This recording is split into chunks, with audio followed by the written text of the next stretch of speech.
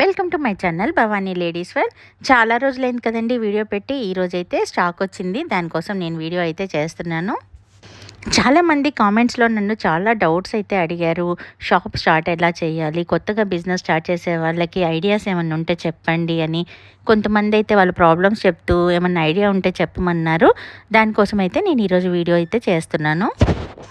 ముందుగా అయితే రేణుక గారు కామెంట్ చేశారు. తన కామెంట్లో ఏమడిగారంటే, నేనైతే కొత్తగా ఒక షాప్ తీసుకుందాం అనుకుంటున్నాను, నాకు దీని గురించి ఏమీ ఎక్స్పీరియన్స్ లేదు, భయంగా ఉంది, మీరేమైనా సజెషన్స్ ఇస్తారా అని అడిగారు. నేను ఇంతకుముందు వీడియోస్లో కూడా చెప్పాను, ఎప్పుడైనా మనం ఏదైనా స్టార్ట్ చేద్దాం అనుకుంటే దాని మీద ఇంట్రెస్ట్ ఉంటే చాలు. ఎక్స్పీరియన్స్ ఉంటే చాలా మంచిది, లేకపోయినా ఇంట్రెస్ట్ అనేది ఉంటే కూడా మనం ఆ షాపును కానీ ఆ బిజినెస్ని కానీ ఈజీగా స్టార్ట్ చేయొచ్చు.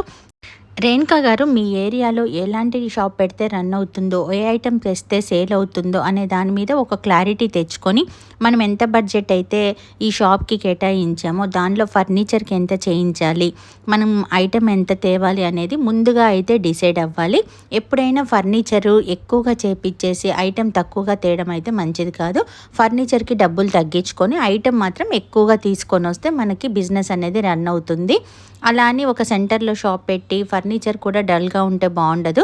కాబట్టి మనం పెట్టే షాపుని బట్టి, మనం పెట్టే ఏరియాని బట్టి ఫర్నిచర్ అనేది డిజైనింగ్ చేయించుకోండి. ఎక్కువగా అయితే ఐటెం అయితే అన్ని ఐటమ్స్ మన షాప్లో కవర్ అయ్యేటట్లు చూసుకోవాలి. లేదంటే మీ ఏరియాలో ఏ ఐటెం అయితే ఎక్కువగా అవైలబుల్గా లేదో దాన్ని ఐటెం ఎక్కువగా పెంచండి. మీరు షాపింగ్కి వెళ్ళే ముందే డిసైడ్ అవ్వండి ఏ ఐటెంకి ఎంత బడ్జెట్ పెట్టాలి అనేది. ఎందుకంటే షాపింగ్కి వెళ్ళినప్పుడు అక్కడ ఐటమ్స్ తీస్తూ ఉంటే మనకి తెలియకుండానే ఒకే ఐటెంకి ఎక్కువ బిల్ అయిపోతుంది.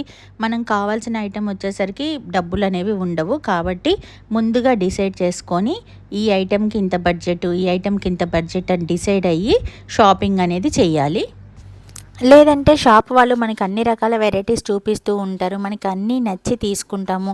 లాస్ట్కి మన దగ్గర ఏ ఐటెం అయితే అయిపోయిందో అది తేయడానికి బడ్జెట్ అనేది ఉండదు. కాబట్టి షాపింగ్కి వెళ్ళే ముందే మనకి ఏ ఐటెం కావాలి అనేది ఒక లిస్ట్ రాసుకొని ముందు ఆ ఐటెం మొత్తం మనం కొన్నాక నెక్స్ట్ వేరే ఐటెము చూడండి. కొత్త మోడల్స్ ఏదైనా వచ్చాయనుకోండి, కొంచెం కొంచెం స్టాక్ తీసుకొని రండి.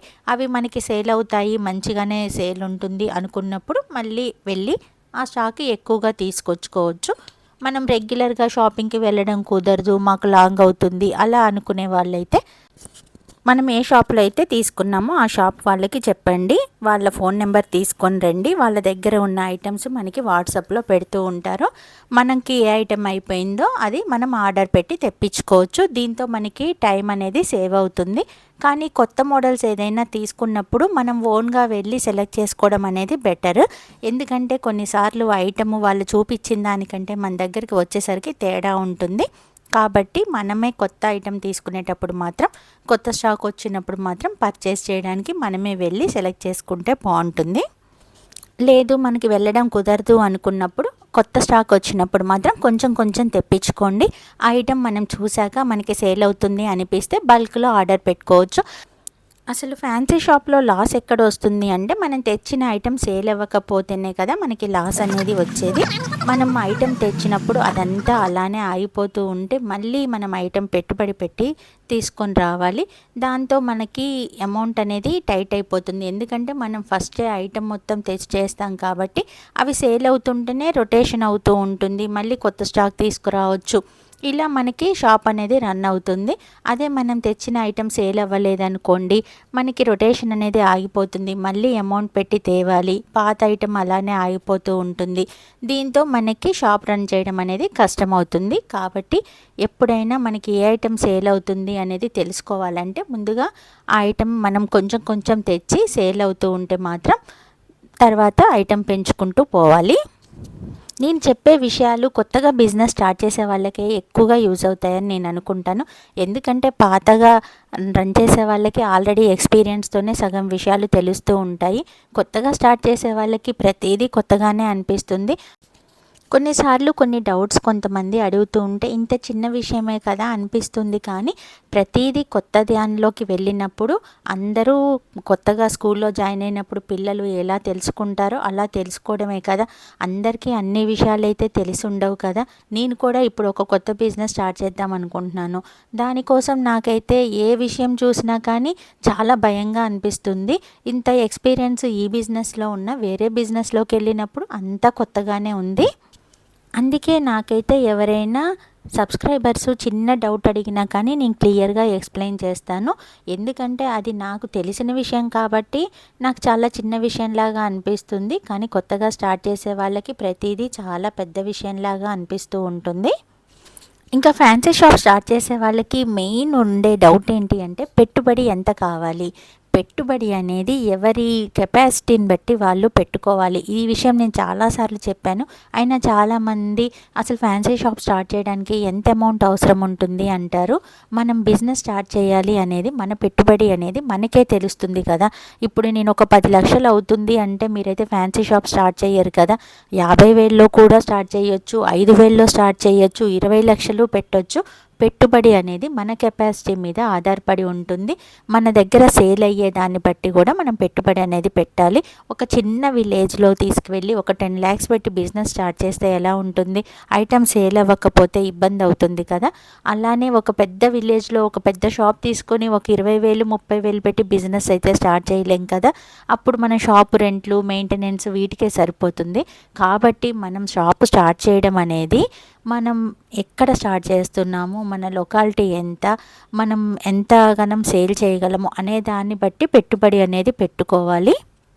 ఫర్నిచర్ ఎలా చేయించుకోవాలి అని అడుగుతున్నారు. ఫర్నిచర్ కూడా ఇప్పుడు నాది బ్యాంగిల్ స్టోర్ కాబట్టి ఇలా బ్యాంగిల్ ర్యాక్స్ అన్నీ చేయించుకున్నాను. అప్పుడు నేను 1 గ్రామ్ ఐటెం తెచ్చుకుంటే ఐటెం ఎలా పెట్టుకోవాలి, కుదరదు కదా.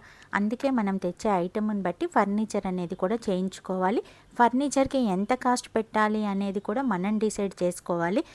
మన దగ్గర ఉన్న బడ్జెట్ని బట్టి ఫర్నిచర్ ఎంత చేయించుకోవాలి, ఎలా చేయించుకోవాలి అనేది డిసైడ్ చేసుకోవాలి. ఎక్కువగా ఫర్నిచర్కే పెట్టేసి ఐటెం తీసుకొని రాకుండా ఉంటే మాత్రం బిజినెస్ అనేది రన్ చేయడం కష్టం. ముందుగా కొంచెం బడ్జెట్ ఉన్నప్పుడు మాత్రం ఫర్నిచర్ తగ్గించుకొని ముందుగా స్టాక్ అయితే తెచ్చుకొని సేల్ చేస్తూ ఉండండి. బిజినెస్ పెరుగుతూ ఉంటే కూడా ఫర్నిచర్ అనేది రీమోడల్ చేసుకుంటూ పెంచుకుంటూ పోవచ్చు. స్టాక్ ఎక్కడ తెచ్చుకోవాలి అని అడుగుతున్నారు. ఎక్కువగా నాకు కాల్ చేసేవాళ్ళు చిన్న బడ్జెట్లోనే స్టార్ట్ చేస్తూ ఉంటారు కాబట్టి మీకు దగ్గరలో ఉన్న సిటీకి వెళ్ళి స్టాక్ అనేది తీసుకొచ్చుకోండి అని చెప్తూ ఉంటాను. కొంచెం ఎక్కువ బడ్జెట్ ఉన్న వాళ్ళు మాత్రం హైదరాబాదు అలా వెళ్ళి స్టాక్ అనేది తెచ్చుకోండి. ఇలా ఫ్యాన్సీ షాప్ గురించి నాకు తెలిసిన విషయాల గురించి చెప్తూనే ఉంటాను. మీకు ఏదైనా డౌట్స్ ఉంటే కామెంట్ చేయండి. నాకు తెలిసిన విషయాలైతే మీకు క్లియర్గా ఎక్స్ప్లెయిన్ చేస్తాను. బిజినెస్లో ఉండాల్సిన ఇంకొక ముఖ్య విషయం ఏంటి అంటే చాలా ఓపిక అయితే ఉండాలి. కొంతమంది కస్టమర్స్ వెంటనే ఐటమ్ సెలెక్ట్ చేసుకుంటారు, కొంతమంది చాలా విసిగిస్తూ ఉంటారు. కానీ అందరు కస్టమర్స్తో మనం ఒకే విధంగా ఉండటం మాత్రం అవసరం. ఎందుకంటే అందరూ ఒకేలాగా అయితే ఉండరు కదా. మనం కస్టమర్స్ని రిసీవ్ చేసుకునే విధానాన్ని బట్టి కూడా మన బిజినెస్ అనేది ఉంటుంది. ఒకసారి వచ్చిన కస్టమర్స్ మళ్ళీ మళ్ళీ మనకి షాప్కి వస్తూ ఉంటేనే కదా బిజినెస్ పెరిగేది. ఎలా ఉందండి ఈ video? Please like, share and subscribe to my